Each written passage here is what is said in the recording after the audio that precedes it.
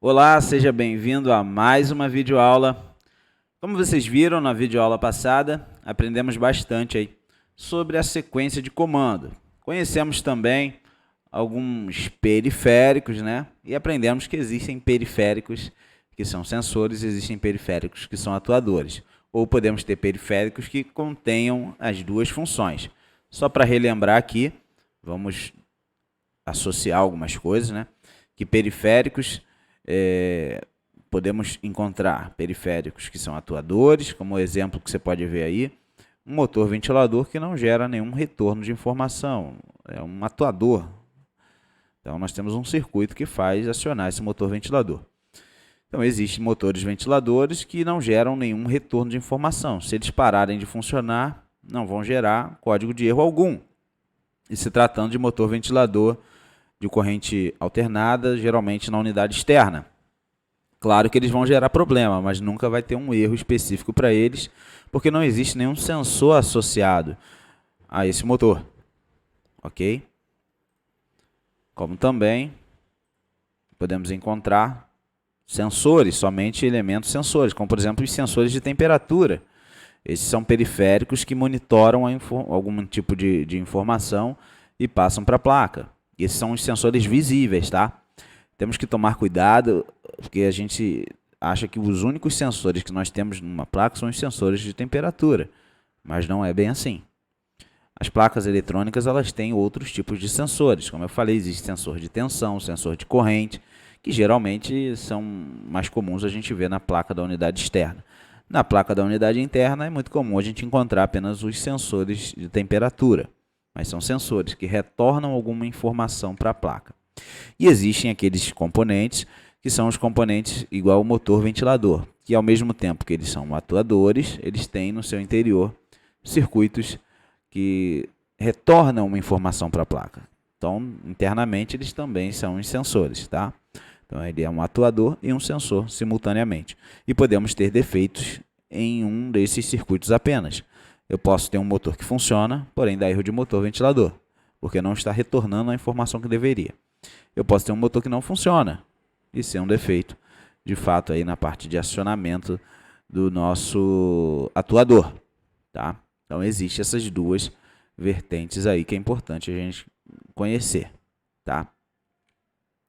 E vamos falar agora mais um pouco sobre o motor compressor, motor BLDC, que é aplicado aos compressores, para que a gente possa entender sobre o circuito que aciona esse motor. É muito importante a gente saber como esse motor é acionado, para que quando a gente mostrar ali na prática na máquina, você já tenha um bom entendimento sobre como vai funcionar esse circuito, beleza? Então nós já entendemos que esse motor ele é formado por...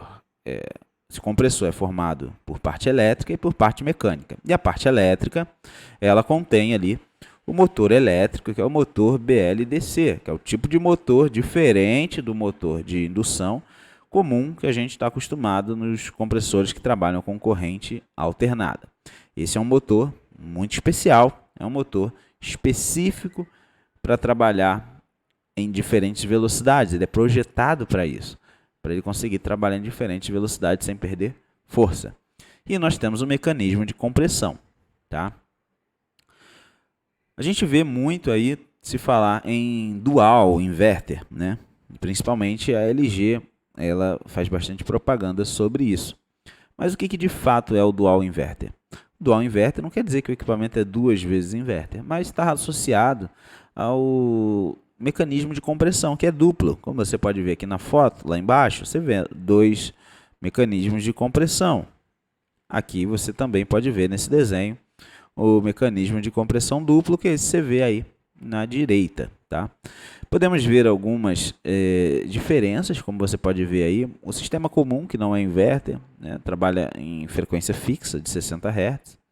O compressor inverter com um rotor simples, ele gera muita vibração por conta do desequilíbrio de contrapeso, né? E trabalha em frequências de até 100 Hz. E nós temos ali os compressores dual inverter. Esses podem atingir uma frequência mais alta, porque também o eixo ali tem mais equilíbrio, não tem aquela diferença de peso.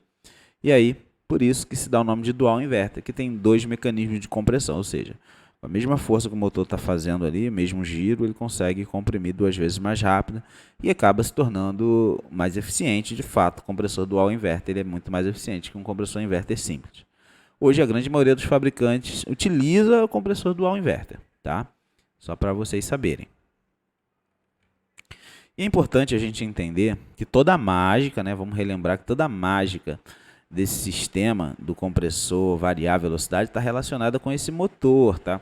Esse motor tem características únicas. Esse motor, ele diferente de um motor de indução comum de corrente alternada, ele tem no seu rotor, ele tem um rotor magnético. Ou seja, ele tem um ímã no rotor que vai interagir com a bobina. Na verdade, a bobina vai interagir com o ímã, de acordo com o campo magnético da bobina. A bobina, quando passa uma corrente por ela, ela gera um campo magnético que vai interagir com o campo magnético do rotor, ou atraindo ou repelindo.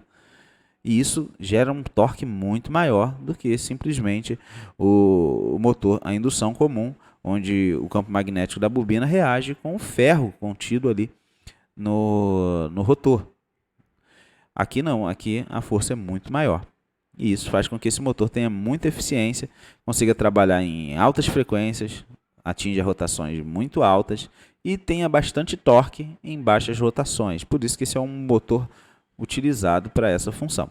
A única coisa que tem de ruim é que para esse motor funcionar, você não pode simplesmente ligar ele na tomada. Ele precisa ser acionado por um drive, é o nome que a gente dá para o circuito que aciona e controla esse tipo de motor, que no caso é a placa eletrônica, né? Aqui a gente pode ver a construção bem simples do motor, né? Onde nós temos as bobinas gerando o campo magnético e interagindo com o campo magnético do rotor. Daqui é um exemplo bem simples para que a gente possa entender. E nós temos 3 bobinas interligadas no formato estrela, onde elas vão interagir com o campo do rotor, que é o ímã. E para poder haver a alternância do campo magnético das bobinas, existe um drive que faz isso. Que no caso, aqui a gente pode ver um exemplo bem simples desse drive sendo utilizado para poder alternar o campo magnético das bobinas. Então eu tenho ali o compressor e do lado do compressor eu tenho um componente eletrônico que se chama IPM, quer dizer, módulo inteligente de potência. O IPM, no seu interior, ele tem toda uma ligação para que as bobinas sejam alimentadas de forma a gerar um campo magnético que venha a rotacionar o rotor, que é o ímã. E esse drive, ele na verdade, por si só, ele não faz o acionamento do compressor. Ele apenas recebe comando, né? Ele recebe um comando de algum circuito lógico que vai gerar o acionamento do motor. Aqui nesse próximo exemplo, a gente vai conseguir explicar melhor, tá? Para que você possa entender. A placa, aqui a gente pode ver a separação, né? Eu vou aproveitar para desenhar, para vocês poderem acompanhar aqui. Então, eu tenho aqui o motor elétrico BLDC, tá? Então, tem aqui o motor elétrico, que é o motor de brushless, né? O tipo de motor utilizado. E eu tenho aqui o circuito do drive, ó. Esse aqui é o circuito do drive. Todo esse daqui, elemento aqui. Aqui a gente só está vendo a parte de potência dele. Ele tem toda uma parte lógica por dentro dele que a gente não colocou aqui porque não vem ao caso. E nós temos as 3 ligações de saída aqui para o compressor, que é denominada como U, V e W, tá? Então, existe uma sequência U, V e W, tá? Existe uma sequência lógica para o acionamento desse motor. E é o seguinte, esse drive, ele é alimentado com uma tensão DC de 310 volts. Você está vendo aqui e aqui. Então, qualquer drive IPM recebe uma alimentação de 310 volts para poder chavear essa tensão onde? Em cima do motor. E esses elementos aqui que você está vendo aqui, ó, Q1, Q2, Q3, Q4, Q5, são transistores IGBTs. Imaginem esses elementos como se eles fossem chaves, tá? Imagina como se fosse uma chave mesmo, tá? Uma chave que vai abrir e fechar.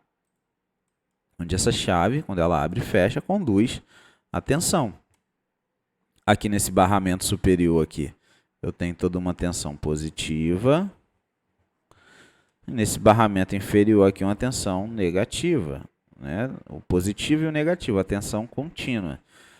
Essa tensão ela vem de onde? Ela já vem de uma etapa de retificação da placa. Então a placa ela pega a tensão da rede elétrica, retifica, passa por uma série de filtros e gera-se uma tensão que a gente chama de tensão de DC-link, onde essa tensão é 310 volts, esse é o valor dela, e ela é a tensão que vai chegar até o drive.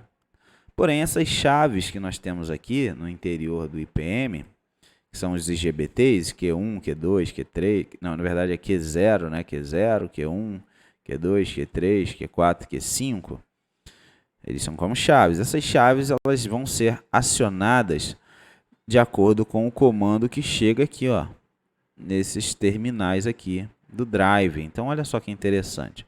Não é só chegar energia no drive, tem que chegar comando individual para acionar cada uma dessas chaves.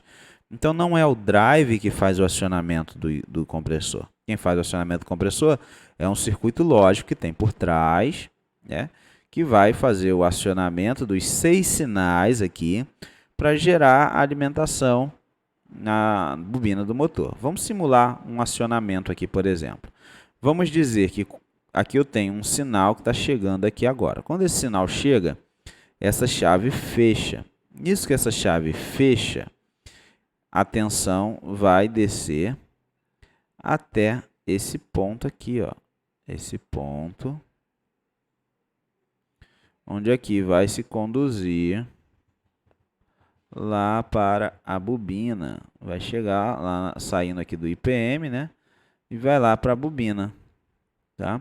Só que essa tensão chegou lá, mas eu preciso ter uma circulação de corrente. Eu preciso ter uma corrente sendo conduzida para que essa energia chegue lá, passe por uma bobina e venha até a outra. Então, a gente vai ter agora a alimentação dessa outra aqui, que vai alimentar esse transistor aqui, que vai fechar essa chave aqui. Então, agora a corrente vai entrar por aqui, vai circular por essa bobina, vai passar por a ligação em comum, vai circular por essa outra e vai voltar por aqui para poder fechar o campo magnético aqui, ó. Fechando o campo magnético, conduzindo para cá, para o zero agora, né? Para o terra. E aí, magnetizando a bobina. E aí, só que esse tipo de magnetização fez a bobina se movimentar, fez o rotor se movimentar para uma posição. Eu preciso fazer com que ele continue girando. E aí, simplesmente, esse campo vai se alternando, né, de bobinas que estão sendo alimentadas, gerando movimento ao motor. Ok? Então, por isso que a gente precisa ter essa modulação, esse chaveamento aqui, para que esse motor fique em constante movimento. Então, para que haja essa modulação, esse chaveamento aqui da bobina, tá? Para que isso aconteça, eu preciso ter um circuito lógico modulando o tempo todo aqui esses comandos que esses GBTs precisam receber. Tá? Muito importante a gente saber disso. E aí...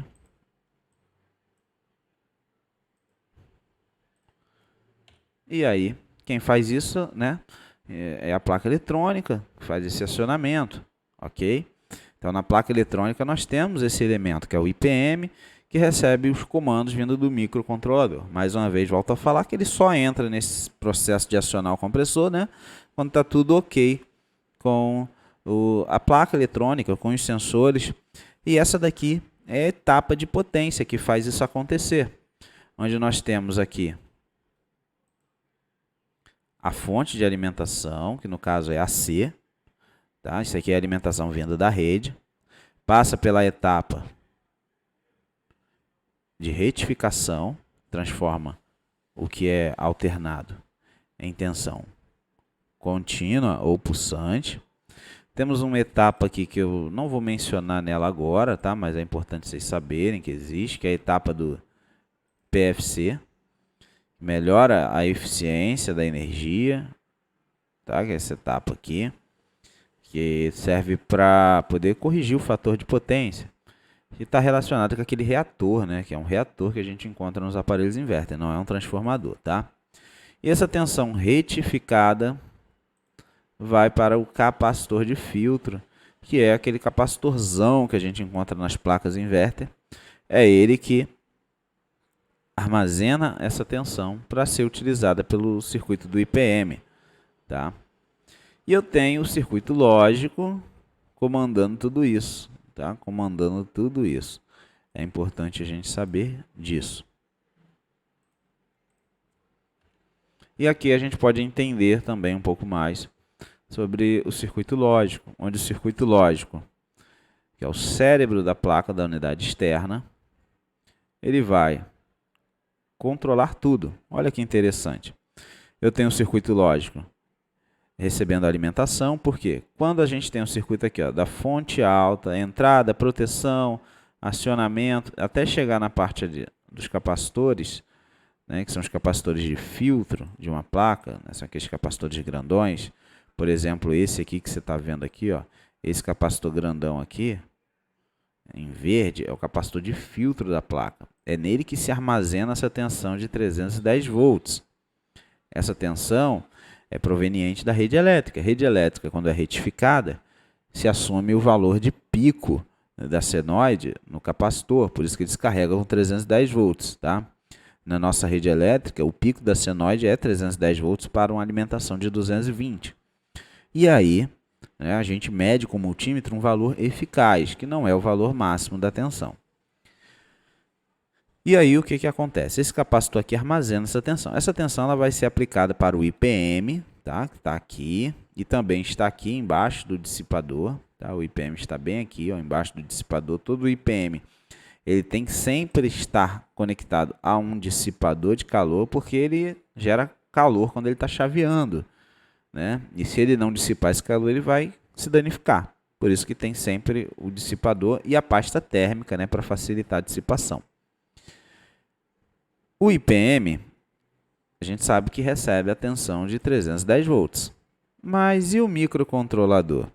O microcontrolador, na verdade, o circuito lógico para ele funcionar, precisa de um outro circuito, que é o circuito da fonte baixa.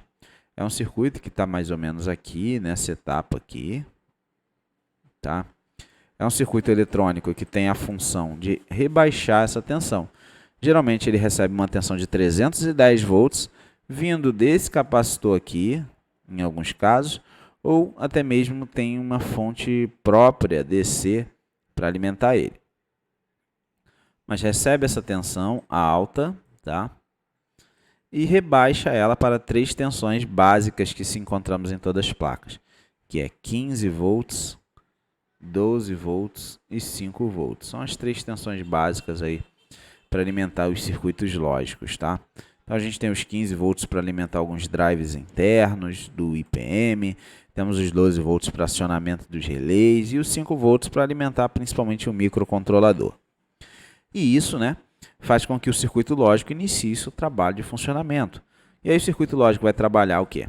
Se comunicando com a placa da unidade interna. Então tem aqui um circuito de comunicação, onde ele vai se comunicar, vai receber comandos, vai dar informação, vai monitorar os sensores de temperatura, para ver se está tudo ok, vai monitorar o sensor de tensão AC, o sensor de tensão DC, e na hora dele acionar o compressor, ele vai monitorar a corrente que passa por esse compressor, a tensão que está saindo em cada uma das fases, que se ele detectar nesse sensor aqui algum problema, ele para o compressor. Qualquer um desses sensores que ele detecta o problema, ele para instantaneamente o funcionamento do compressor. Tá? Então essa daqui é uma lógica bem simples de como funciona aí uma placa inverter. É importante vocês conhecerem e entenderem alguns detalhes sobre esse funcionamento. A gente vai ver mais algumas coisas com o decorrer dessas aulas, tá bom? Então eu quero a partir de agora agradecer você por ter assistido essa aula até aqui. Se você ficou com alguma dúvida, posta aqui embaixo no comentário, que eu vou ter o maior prazer em responder, tá bom? Então, até a próxima. Tchau, tchau.